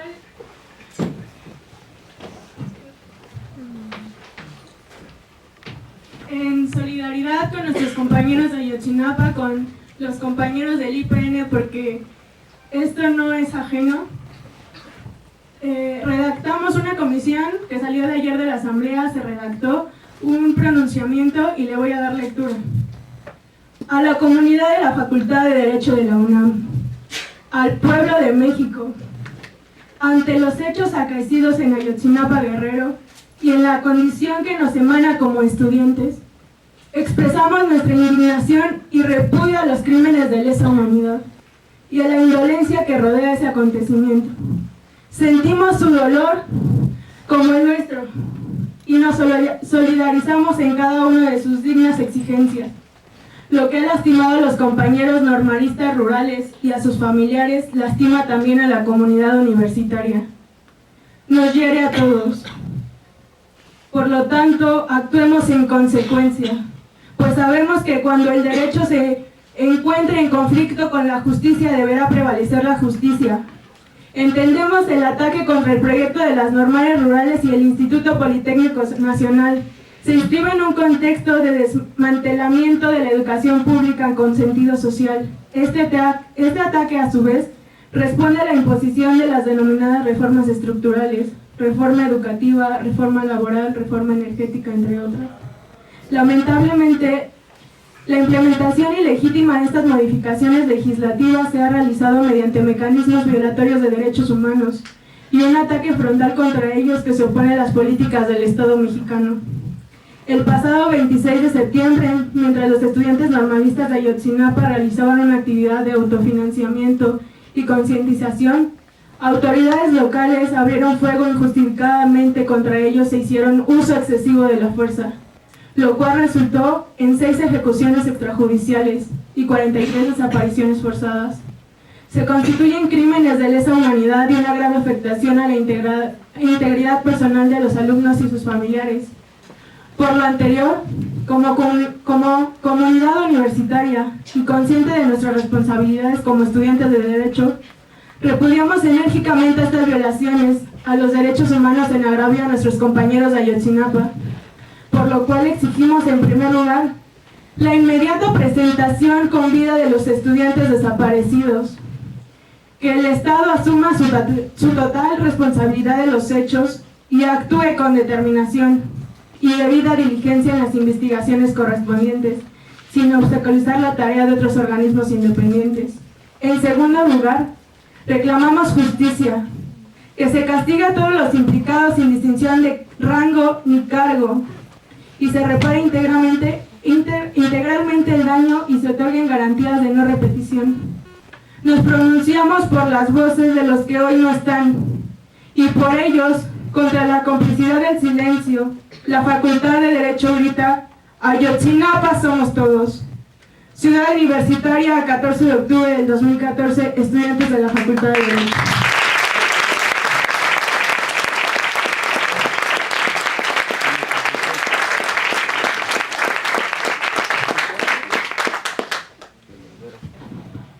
Bueno, como corolario, también a los compañeros de la Federación de Estudiantes Campesinos Socialistas de México, a los académicos reconocidos como el doctor Carlos Facio, el licenciado Hernández Monge, les damos la bienvenida, los estudiantes de la Facultad de Derecho, que como quedó constatado el día de ayer, tuvimos una asamblea general donde nos declaramos en solidaridad y anunciando actividades como una copia el día viernes, un foro también conversatorio el día de mañana de 1 a 3 en el Auditorio Mario de la Cueva entre estudiantes para tener un calendario unificado junto con las demás universidades y en especial con los compañeros normalistas.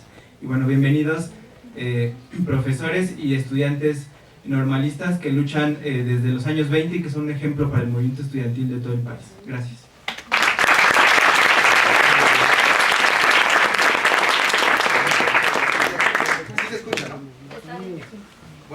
pues igualmente darles la bienvenida a esta universidad, que pues es la universidad de todos, no es nuestra universidad, sino es también su universidad.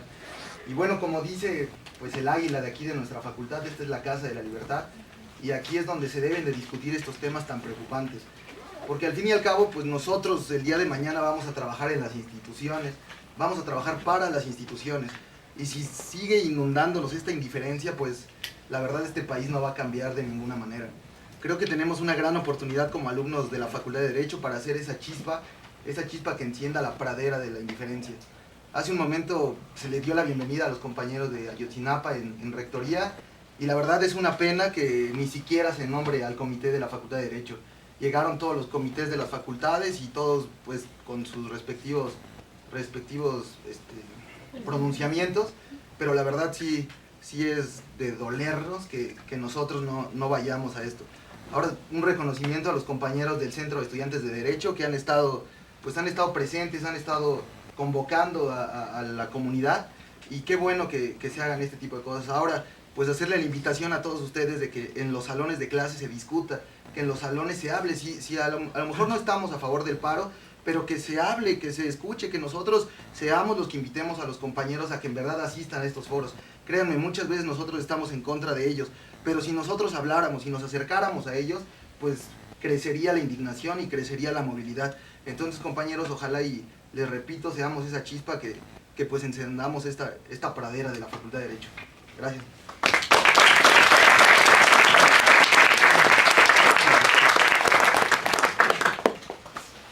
Buenas tardes. Soy psicóloga egresada de la FES Zaragoza, tengo 54 años de edad. Cuando era niña, tenía yo 6 años, en Puebla mataron a Enrique Cabrera Barroso, que hoy tiene Puebla una preparatoria con su nombre. Desafortunadamente yo tenía bronquitis y mi papá me llevó para que me atendiera a él o su papá, que eran médicos. Bueno, él era estudiante de medicina. Creo que desde entonces en las venas llevo esta lucha social. Represento al Proyecto Nacional Ciudadano, es una organización social, no somos de ningún partido político. Lo que hacemos es llegar y llevar a las comunidades. Conocemos a los normalistas. Bueno, yo trabajo mucho en Guanajuato, Michoacán. Por miedo, Michoacán, ahorita no lo piso tanto, pero Guanajuato, San Luis Potosí, Guerrero, porque nuestra lucha social es esa, es llevar y llegar con la gente que lo necesita. Tristemente, yo sí, bueno, participé en el CEO Movimiento 92 por la edad, me pueden checar. Y fuimos en FES Zaragoza, lo que era la ENEP Zaragoza. Sabemos de estos movimientos, sabemos de la UNAM participativa. Y yo suplico, tengo en la familia a la gente, una niña que mucho quiero, que es mi hija, que es abogada egresada de aquí, estudiante de aquí, bueno, acaba de entrar. Por favor, sí les pido como parte integral de un proyecto nacional ciudadano, donde vamos a veces en canoa a los pueblos, a la sierra oaxaqueña, poblana, qué sé yo. Hay mucha orfandad social. Solicito que participen los chicos de Derecho, por favor. Ahorita tengo otra hija en Ciencias, está estudiando maestría, y la facultad está en paro. Y siempre Derecho, discúlpenme, pero siempre los vi hacia atrás. Estoy muy orgullosa de participar, de escuchar la exposición de los compañeros. Como mamá, me afecta mucho verdaderamente escuchar estos testimonios. Sé de las luchas, sé de muchas desapariciones, sé de muchos relatos como el de ellos, pero hoy están viniendo. Sé de la situación económica difícil que ellos pasan. Es algo que no tocan. A lo mejor yo pido disculpas por tocarlo, pero el llegar aquí, el estar aquí, creo que les merece un esfuerzo, el apoyo que ellos tengan, el apoyo que ellos soliciten. Sé de boteos, bueno, se acordarán, algunos eran muy niños, ¿no? O no existían, pero es importante que los apoyemos también en esa forma. O sea, y es de agradecer a la Facultad de Derecho, que repito, a veces se hacía un poquito para atrás, pero hoy, qué orgullo escucharlos, qué orgullo que haya este comité, qué orgullo que a unos días de la muerte de nuestro maestro Luis Raúl Álvarez Garín, si estuviera aquí diría, híjole compañeros, calladitos, pero participemos. porque bueno, también tuve el orgullo de trabajar con él hasta el día de su muerte. Gracias, porque soy una y estoy con el Poli y estoy con ustedes como mamá y como miembro del Proyecto Nacional Ciudadano. Es una organización social para todo el pueblo mexicano, y despertemos. Y algo que se me olvida, ustedes como estudiosos tienen maestros juristas, gente muy capacitada, hay que allanar ese camino, allanar el camino de la denuncia, de la demanda de esas organizaciones sociales. Son lo que decían los maestros, los catedráticos, ellos saben cómo hacerlo. Qué bueno que haya ese camino, me imagino que se tiene que trabajar en ese ámbito, ¿no? Y lo suplico como miembro de la sociedad activa, porque no morimos en la acción social, y que no se repita otra vez este genocidio, este crimen de lesa humanidad. Y disculpen un anuncio, no veamos televisión, por favor. Gracias.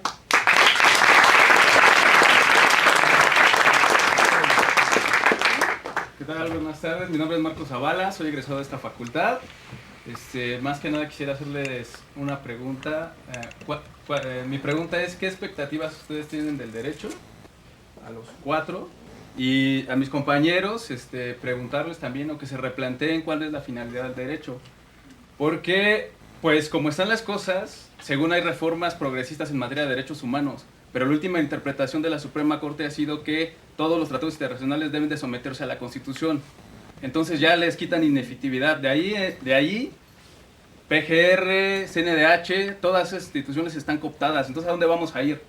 Nos decía el maestro Juan de Dios Monge, pues vamos a las instancias internacionales. Las instancias internacionales para mí son un derecho impotente también, porque está dominado por las potencias imperialistas. Desafortunadamente así es. Y también hay que decirlo, nuestro derecho también es nada más una careta del sistema, tanto nacional como internacional. Entonces nosotros debemos replantearnos como alumnos cuál es nuestra finalidad en esta facultad, y el día de mañana que también egresemos, qué es lo que vamos a proponer a las instituciones para cambiarlas y fortalecerlas. Porque únicamente nosotros como sociedad somos los que vamos a hacer que las cosas cambien, y no este tipo de masacres. Porque no es la primera, está el caso Rosendo Radilla. Para hablar de derecho, ¿no? Queremos hablar de derecho, hablemos de derecho. Está el caso Rosendo Radilla, Cabrera García Montiel, las muertas de Juárez. Todos esos han llegado a la Corte Interamericana de Derechos Humanos y solo ha quedado en indemnizaciones. ¿Dónde están los juicios a los responsables? No han encontrado, ni siquiera han podido decir dónde está el cuerpo de Rosendo Radilla. Eso es derecho puro, ¿no? Eso es lo que está de moda. Pero sin embargo, es un derecho impotente porque no va más allá.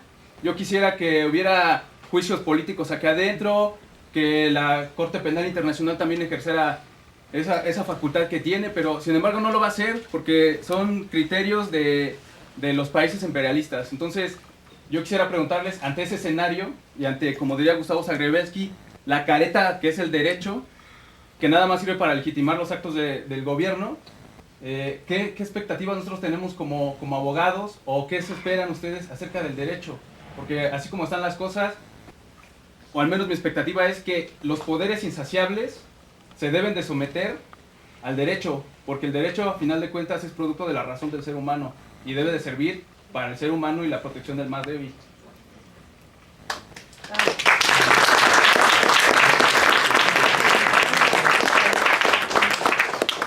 ¿Alguien más? Si no, para darle una ronda de... Ay, perdón. Yo solo quiero hacer 2 preguntas a ustedes. ¿Cómo ayudamos y qué necesitan?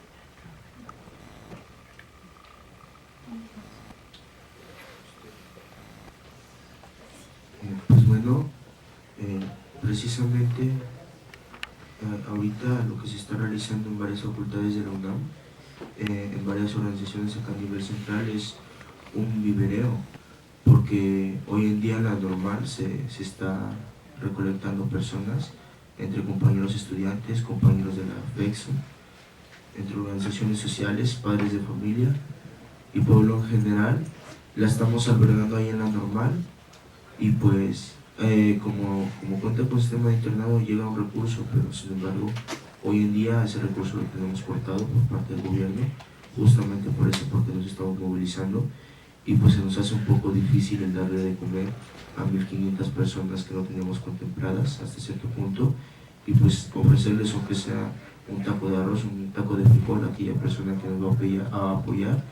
Y pues bueno, ya lo estábamos comentando en otras facultades, de que pues si nos pueden apoyar por esa parte de un vivereo, se les agradecería muchísimo.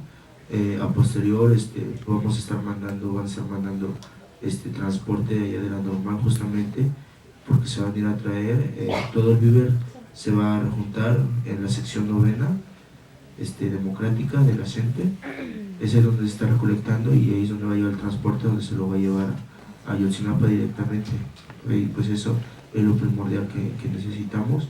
Y pues para apoyar, pues nosotros no obligamos a nadie a que nos apoyen, simplemente nomás hacerles esa invitación de que se pueden organizar de la manera que ustedes pueden apoyar.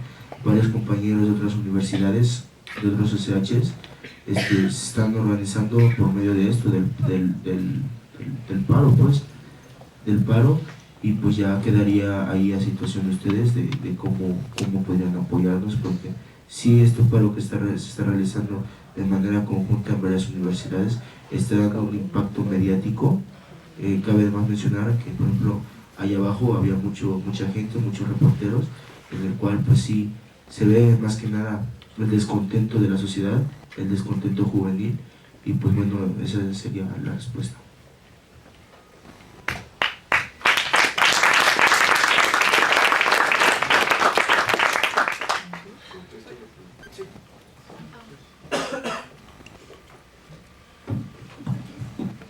Pues esa es una pregunta que creo que me toca a mí, soy el único abogado en la mesa. Si quieren cooperar, ¿no? Le echan, perdón la interrupción, es que a ver si cooperan. Se está llamando a que la gente que quiera cooperar. A ver si quieren cooperar y le echan aquí y se la pasamos, ¿sí? Si quieren, pásenla. Ajá, sí, está amarrada. Pásenla. Yo tengo que aclarar, esto es, lo que voy a decir es a título exclusivamente personal, y yo sé que hablar de la cuerda en la casa del ahorcado nunca es recomendable, pero me aviento el boleto.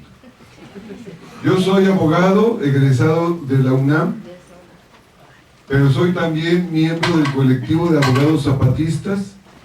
Somos adherentes de la 6ª Declaración de la Selva Lacandona. Hemos desarrollado una nueva tendencia de litigio, a lo que le hemos llamado el litigio social, que nos ha caracterizado porque en este litigio social no cobramos ni un centavo a los compañeros.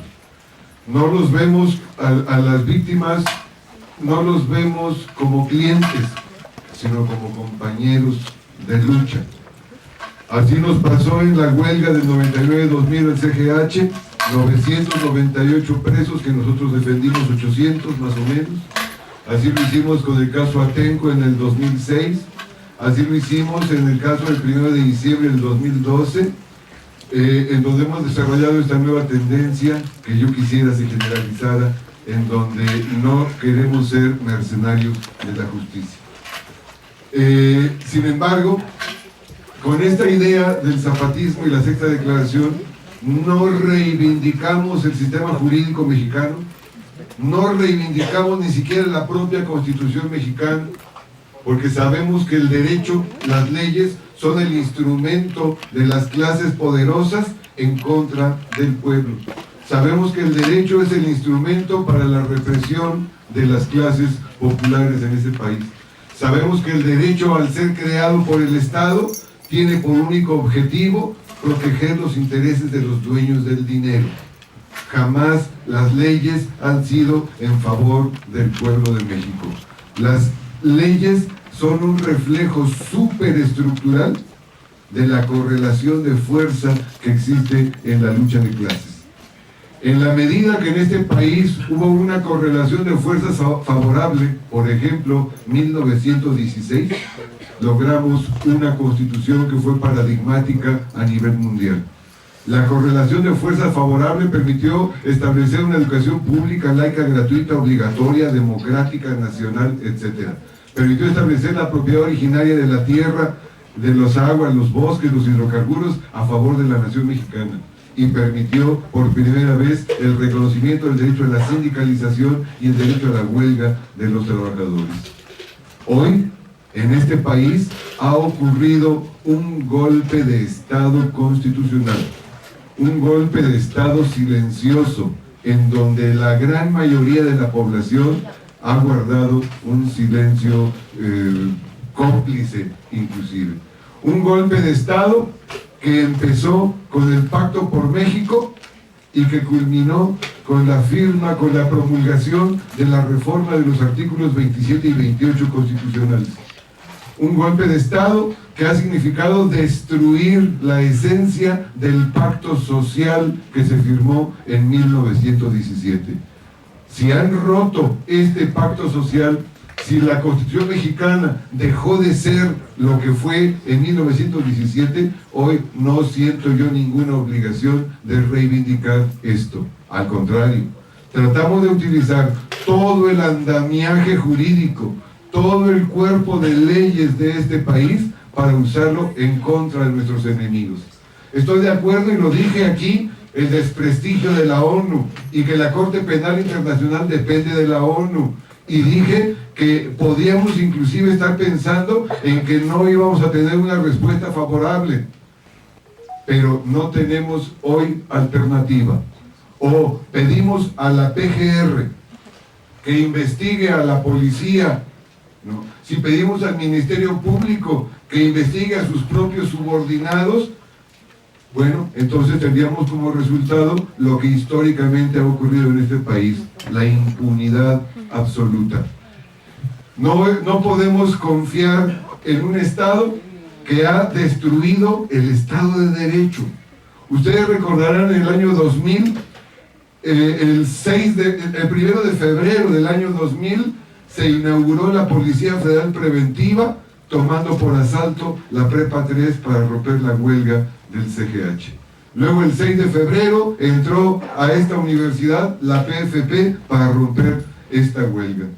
Luego crearon la Secretaría de Seguridad Pública Federal y a esa adscribieron a la Policía Federal.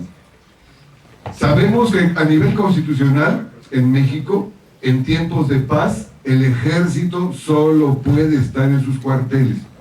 Sabemos que tiene dos funciones constitucionales el ejército: la defensa de la patria contra una invasión extranjera y apoyo a la sociedad civil en casos de desastre. Sabemos que en este país la Constitución establece que la investigación y persecución de los delitos corresponde al Ministerio Público y que el cual tendrá la Policía Ministerial, ahora llamada ministerial, a su cargo para hacer esta investigación.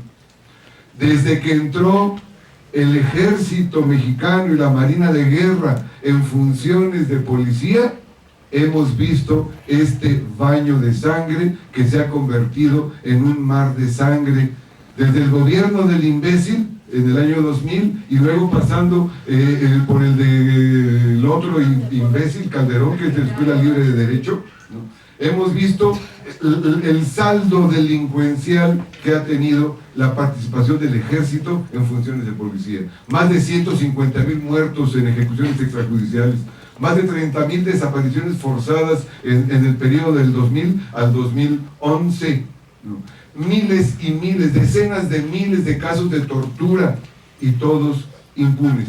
Y todo esto atribuido, cuando menos en un 85%, según datos de la Comisión Nacional de los Derechos Humanos, atribuidos al Ejército y a la Marina de Guerra.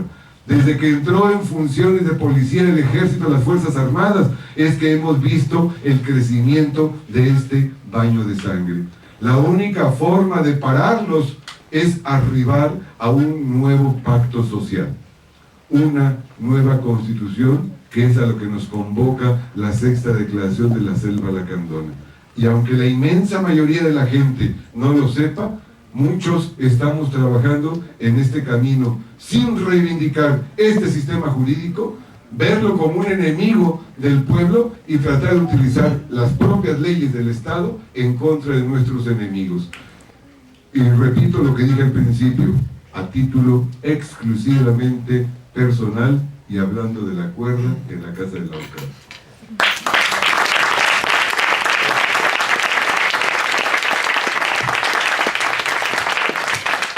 Bueno, ya, nada más sobre la pregunta que tú hacías, bueno, no sé si aludía también a los compañeros de crítica jurídica, pero rápido nada más te comento que para nosotros, la gente de crítica jurídica, tenemos mucho tiempo estudiando el derecho y nosotros, así en pocas palabras te lo puedo decir, observamos al derecho, concebimos al derecho como un espacio de disputa, como un campo de batalla política, y de ahí conocer al derecho como poder, y de ahí hacemos como muchos cortes, ¿no? Pero fundamentalmente nos ayudamos de otras ciencias porque consideramos que el derecho en sí mismo no nos puede dar una respuesta.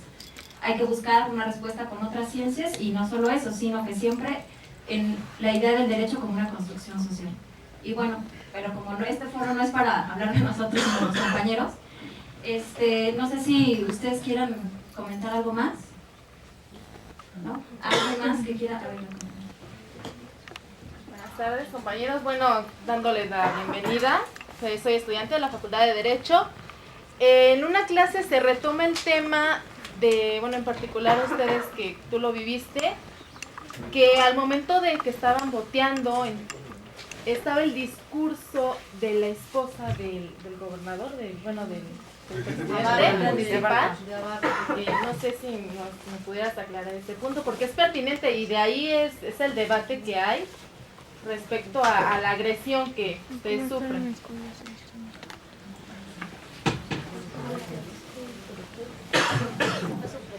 Bueno, con respecto a eso, nosotros en ningún momento teníamos planteado el ir a sabotear su informe de la esposa del presidente, que es encargada del DIF. Nosotros en ningún momento ni siquiera nos acercamos a donde estaban ahí. Vuelvo a repetir, nosotros no tenemos planteado ir a Iguala. Ese planteamiento no lo hacemos justamente porque en Chilpancingo no nos permitían hacer la actividad. Es ahí donde nosotros tomamos la decisión de ir a la ciudad de Iguala a hacer la actividad. En ningún momento nos acercamos al Zócalo, que es ahí al parecer donde estaban pues llevando a cabo este informe por parte de la esposa. Pero sin embargo nosotros creemos que probablemente atacaron en contra de nosotros por parte de la policía municipal, porque justamente ya va también a ser 2 años que también ahí hubo un crimen por parte directamente del presidente Jorge Luis Abarca Velázquez, en el cual asesinaron a un dirigente social, y que fue casi el mismo modus operandi del licenciado Arturo Hernández Cardona, el cual también en mi persona lo llegué a conocer porque yo lo iba a visitar ahí en la ciudad de Iguala, y lo levantan de la misma forma porque supuestos miembros del narcotráfico lo levantan a él y alrededor de otros 6 miembros que pertenecían a esta organización, y en el cual lo asesinaron, en el cual los sobrevivientes, uno declaró que pero por temor decidió huir, pero declaró no sin antes huir, en el cual dijo que precisamente fue el mismo presidente el que le dio ultimátum al dirigente social, y en el cual pues se nos embarró por esa parte de que supuestamente nosotros hayamos destruido el ayuntamiento, cuando en ningún momento habíamos sido nosotros. Eran los mismos pobladores de Iguala los que habían destruido ese ayuntamiento, porque quería ahí en la ciudad de Iguala, era muy querido este luchador social, y pues al enterarse, justamente estábamos en una marcha, cuando se enteran y pues empiezan a apedrear, nosotros creemos que es por esa razón de que pues es el parteaguas de este ataque hacia nosotros, pero pues analizándolo más a fondo, no es un golpe solamente hacia nosotros. Fue lo que manejó la prensa en su momento, justificar también, ¿no? Bueno, yo quisiera insistir y recalcar, platicaba con Juan de Dios sobre la posible figura de genocidio. Bueno, me insistía que no, bueno, habría que estudiarlo. ¿Por qué digo que puede ser un genocidio? Porque es una acción continuada del Estado, es un acto de exterminio contra las normales. Prueba de esto nos lo dará la historia, que desde su origen han ido cerrando hasta esta fecha, quedan pocas en resistencia, y que la respuesta del Estado ha sido cerrar por medio de crímenes de lesa humanidad. ¿Por qué? Porque es una hazaña del Estado que digamos es la violencia organizada del Estado y las figuras que se mueven detrás de la ilegalidad. Han masacrado, han matado, asesinado de diferentes formas a los compañeros estudiantes normalistas cuando su función es eminentemente noble, porque su función será educar a los niños, y sobre todo a los niños del campo. En este caso quiero comentar los diferentes antecedentes que nos ha tocado escuchar, que era muy común, y bueno, habría que recurrir a los periódicos y a los testimonios de los compañeros normalistas a hacer una investigación, porque bueno, yo escuchaba desde niña cómo era común que en los baños de las compañeras normalistas de sus estancias resultaban que se suicidaban, que comúnmente se ahorcan, ¿no? Qué curioso que desde esos ahorcamientos y de este tipo de desapariciones van cerrando las normales. Para mi opinión, sí es una forma de exterminio del Estado contra una labor tan noble, y es tan inhumano, de mi opinión, que compañeros que estudian Derecho no tengan un sentido humano al escuchar estos testimonios que son desgarradores. Y lo hemos naturalizado, esta violencia es tan naturalizada que tuvimos la fortaleza, sin que aquí nos saliéramos de control, a escuchar este tipo de atraco, de ataque que sufrieron los compañeros al escuchar estos testimonios. Entonces yo sí creo que hay mucho que reflexionar en el ámbito de los estudiantes de Derecho, porque el abogado normalmente es un instrumento del Estado, ¿no? Para validar ese sistema jurídico, porque no lo cuestionamos, porque es invisible esa violencia organizada del Estado en el lenguaje jurídico. Yo pensaba la figura jurídica de genocidio, y bueno, y eso me llevaba a pensar circunstancias de tiempo, modo y lugar.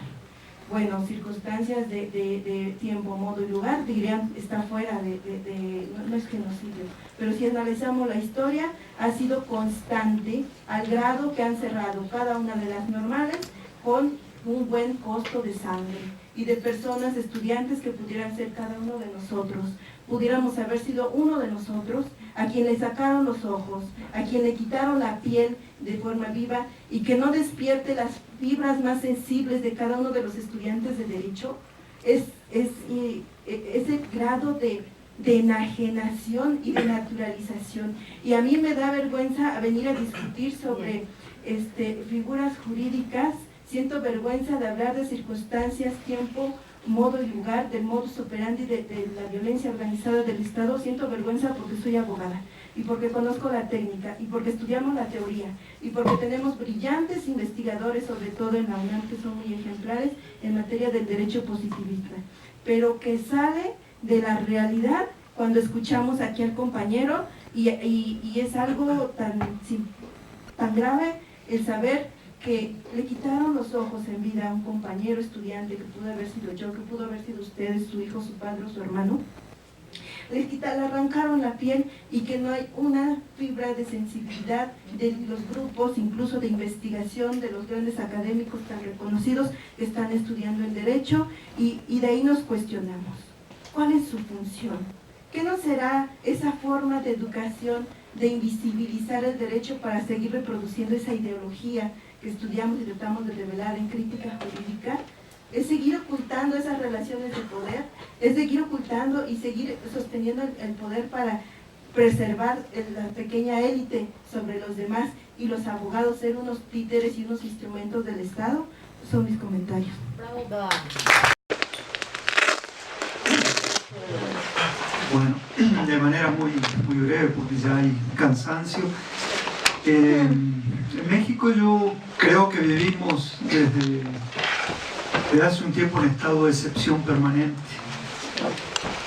Y ya Walter Benjamin lo decía, que desde la Primera Guerra Mundial los trabajadores, las mayorías, viven bajo un estado de excepción permanente. Agamben lo retoma más cercanamente después de las Torres Gemelas, y creo que durante el sexenio de Calderón entramos en una fase nueva hacia la formación de un nuevo régimen de tipo policial o militar encubierto, que se ha venido procesando de manera alarmada, y Durante el régimen de Calderón se aplicó, de hecho se está aplicando el derecho penal del enemigo, que debería ser una materia de estudio aquí. Yo sé que en crítica jurídica, en este espacio, manejan estos temas.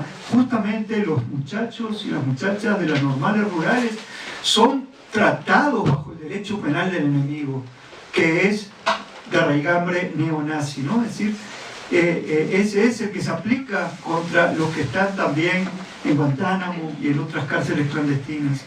Y ese se está aplicando aquí en esta facultad o en la de jurídica.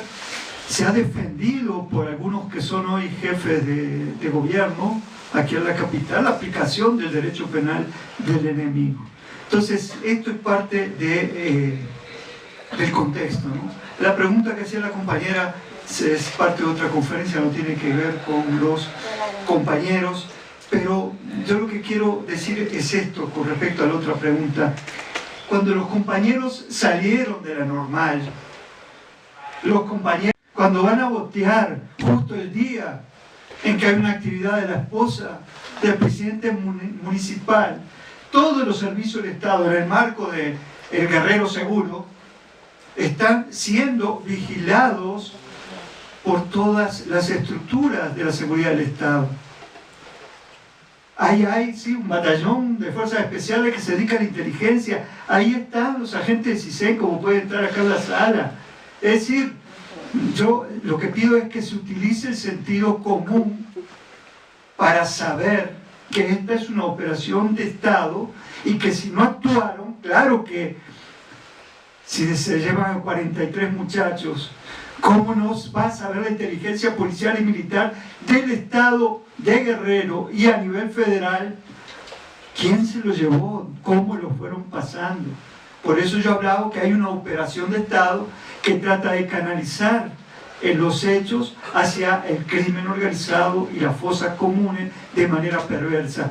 Nosotros hemos venido hablando justamente que hay una delegación de los órganos de seguridad del Estado, de la fuerza coercitiva del Estado, en grupos paramilitares y criminales de la delincuencia organizada, como ocurrió antes en Colombia, se viene dando en México desde hace por lo menos 8 años. Si no son los Guerreros Unidos, son los políticos, son los agentes estatales los que como parte de la operación del Estado derivan en grupos criminales, paramilitares o delincuenciales tareas propias del Estado para que le hagan las tareas sucias que si la hace directamente el ejército o la policía pueden ser sometidos a juicio. El ejemplo es Tlatlaya. El parte de la Secretaría de la Defensa Nacional sobre los hechos del 30 de junio en Tlatlaya dice que una partida militar en una partida que estaba haciendo un reconocimiento, vieron una bodega con gente armada, fueron agredidos, dispararon y hubo 20 muertos en un enfrentamiento.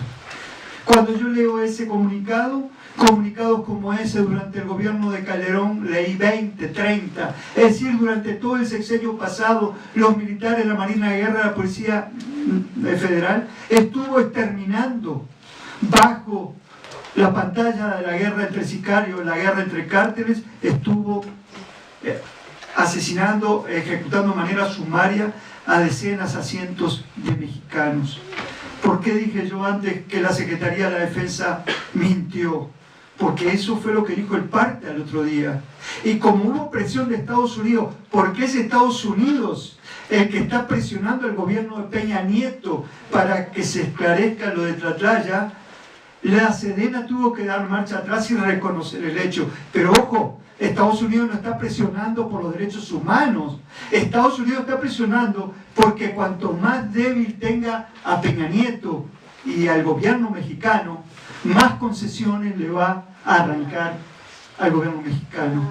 Esto tiene que ver con una guerra por la territorialidad, una guerra que es por los territorios y por los recursos geoestratégicos. Es una guerra, una forma de guerra de espectro completo que no solo tiene que ver con la Fuerza Armada, con lo militar, tiene que ver también con lo económico, tiene que ver con lo cultural y tiene que ver con la educación. Por eso las contrarreformas vinieron en paquete, por eso no puede existir Ayotzinapa, por eso no puede haber un derecho crítico en la UNAM. Por eso no pueden haber estudiantes conscientes, porque esta guerra justamente lo que quiere es terminar con todo el pensamiento crítico, con todo lo social organizado, porque vienen por los recursos. Y si hay gente consciente, si hay un pueblo organizado que resiste, como está resistiendo en muchas partes de México, en defensa de la tierra, en defensa del agua, en defensa de la biodiversidad, eso se constituye en un obstáculo para el gran capital, ¿no? Entonces, bueno, esto tiene que ver con eso. Lo de Tlatlaya tiene que ver con que ese es el procedimiento que se ha venido utilizando junto con este otro que operó en Iguala, y que es la acción conjunta de fuerzas del orden, las llamadas fuerzas del orden, junto con gente de civil, que pueden ser mismos agentes del orden sin uniforme, o pueden ser grupos delincuenciales que vienen actuando de tiempo atrás, desde los años 80, coludidos con las autoridades nacionales.